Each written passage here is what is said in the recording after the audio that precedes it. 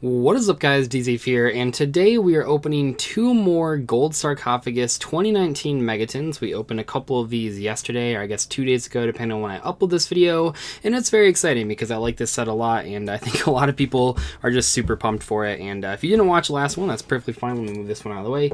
So what makes this so different is not only does it have some really cool world premiere cards, and we've certainly seen that in the past, I guess, with OCG imports and tins, but the OCG imports are more for casual players, but the world premiere cards, the new cards, man, they are very, very good, very competitive, and I want to pull some more copies of that. I didn't actually pull Dimension Shifter in the last opening, so it'd be cool to get our hands on one of those. Overall, I probably just want like a playset of all of the promo cards eventually, but as far as pulling them, we'll just have to see what happens. The other big deal with this set that makes it way different than the other Megatons is that this one actually changed the rarities of a lot of the cards. Now, not all the cards, and we mentioned that in the last one, but it really isn't all of them. There's tons of cards in here that are the same rarity. A lot of times the commons, for example, have just stayed commons. But what makes these so cool is that a lot of the cards have changed rarity, especially some of the more competitive or desirable cards. So anyway, let's take a look at the promo pack. And we also are missing a lot of we were honestly just missing a lot of the promo cards. We haven't pulled that big a variety. I think there's like Regeki and Monster Born in here as well. The promo cards are all Prismatic Secret Rare. So we have this card that a bunch of you try to help me out in the comment section below how to pronounce it, and I didn't think of before this video looking that up. But anyway, we have the Oracle Mana.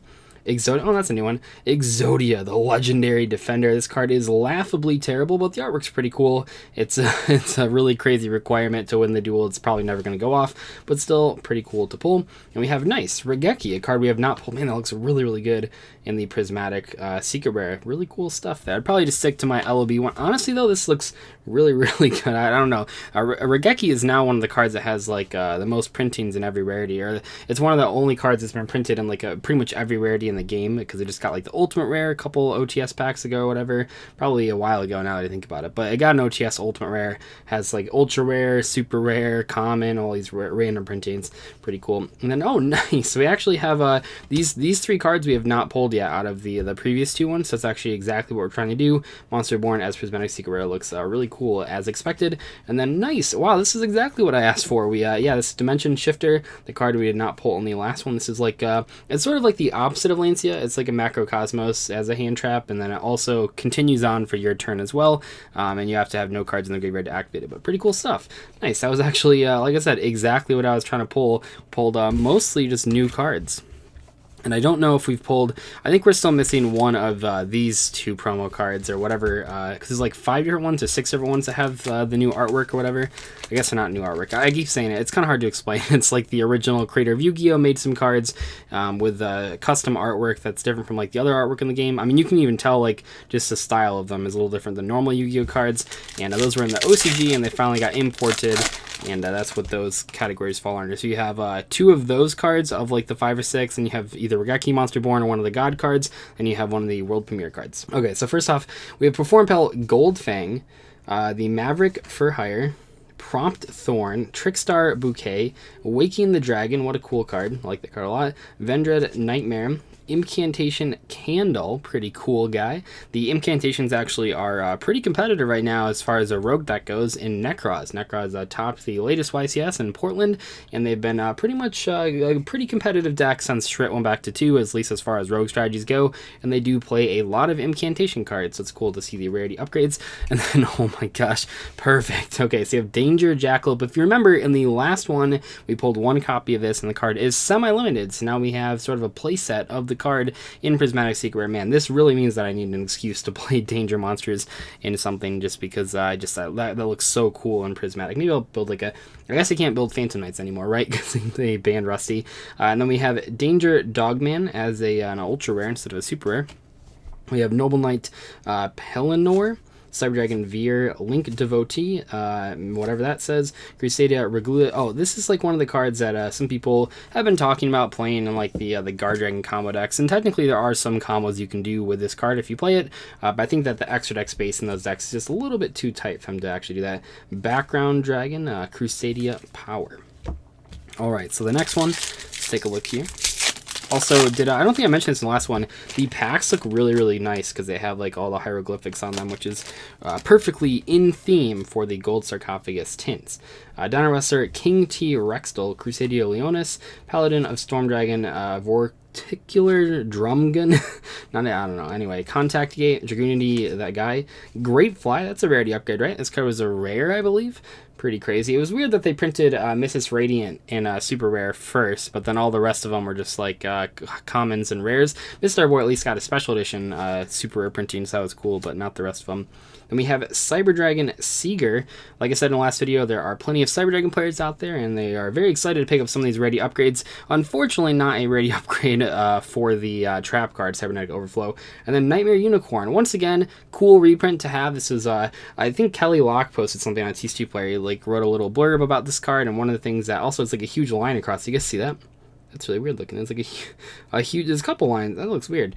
Anyway, he wrote about this, and like there aren't really like a ton of staple extra deck cards, but if there was something that was close to it, it'd probably be like Nightmare Unicorn as far as Link 3 monsters go.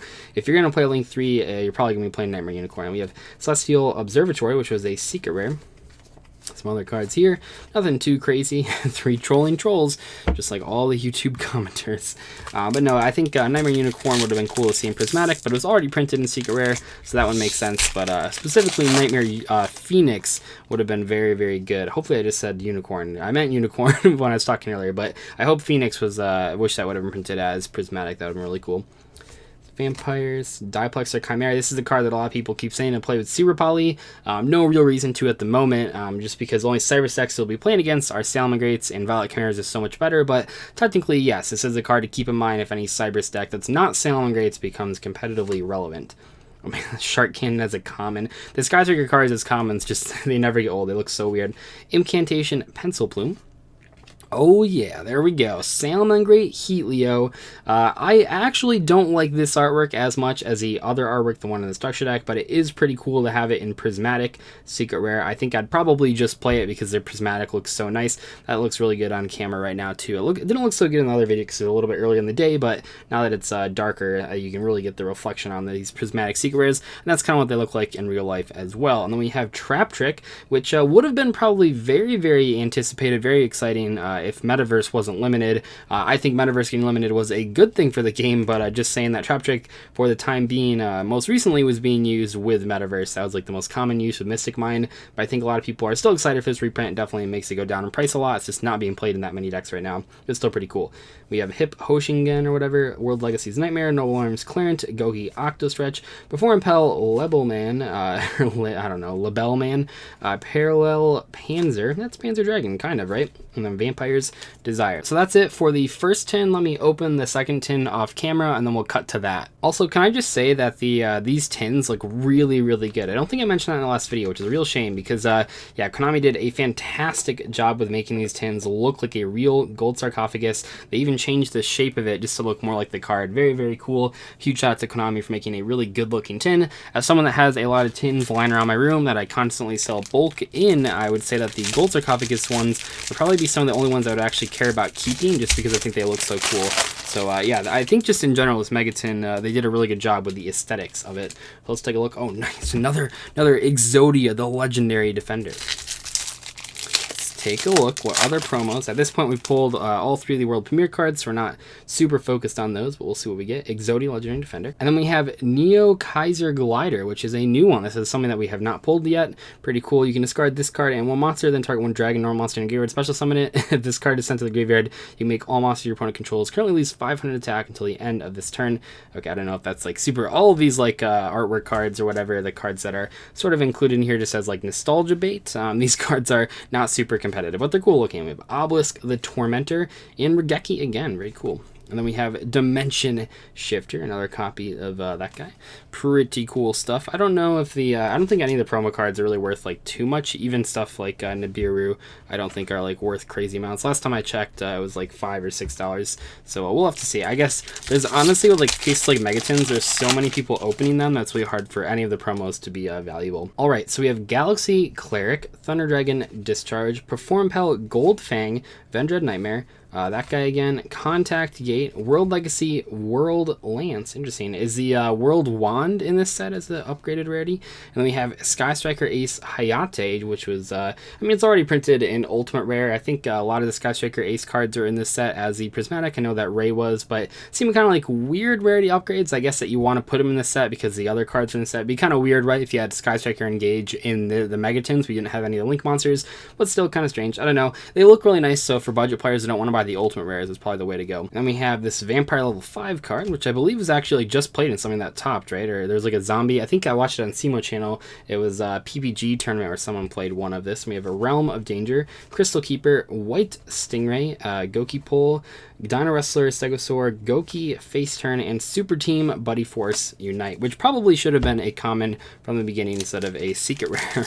I remember pulling that card out of a box and thinking, why is this a secret rare? That makes no sense. I feel like that happens with a lot of cards. So we have Prompt Thorn, and I guess I can just flip through the commons. We've probably already seen most of them at this point. Get to nice. Another Great Fly. Pretty great. Oh my gosh, there we go. What a pack. Called by the Grave, one of the most desirable prismatic secret rares just because it's played in so many different decks. It already has a super printing, but honestly, all my super printings have like some corner that's like damaged. So that'd actually be pretty cool to have a prismatic secret playset. And then, oh my gosh, this pack was insane. Danger Nessie as an ultra rare. Pretty cool looking there. So like I said, a lot of the dangers that were higher rarities, like the secret rare ones, got downgraded to ultra rare, so they were easier to pull and a little bit more budget friendly. And then like the things like Jackalope got rarity upgraded. We have Center Frog. Oh my gosh. I remember not knowing what this card's text was. It was just revealed that there was a new piece of frog support. And I was like, oh, I wonder how good it's going to be. It's going to be really bad. I didn't know that at the time, but it's whatever. Oh, got Mayhem for Hire. Trigger all those Duel Links players. Dragoonity Kos or Kaus. I don't know. Man, that pack was like actually kind of insane. All right, let's open the last pack here of the Gold Sarcophagus tin from 2019. We have Paladin of Storm Dragon. Let's flip through the commons again. We have F.A. Dawn Dragster. Very, very nice. Oh, nice. This card probably should have been printed in holographic right when it first came out because it actually was being played. And right now, it's still being played in a lot of decks that are playing Destrudo. So that's a really cool upgrade and really timely. And what a way to end the video. Altergeist Multifaker. I obviously already have a Prismatic Secret Rare version of this card. Luckily, Ray Dye, who went to the World Championship, got in contact with me because I was asking about it. And I was able to play it at Portland 1 week early because reprints are always legal when they come out, even if the actual set isn't released yet, so that's how I was allowed to do that. But anyway, this is pretty cool to pull just in case. I mean, cross our fingers this card ever goes to 2 someday, perhaps. That'd be pretty cool. I don't know if that'll happen soon, but it'll happen someday. Then we have Thunder Dragon Duo, which reminds me actually, this is a rarity upgrade because it was a super rare, but all of the Thunder Dragon cards that were ultra rares are now prismatic secret rares in the set, and we haven't pulled any of them. I think that Hawk, Dark, and Roar are all prismatic secret rares, and we haven't gotten any of them. And there's not that many prismatic secret rares, but it's whatever. But that's pretty cool to pull Multifaker, even though we don't actually need it.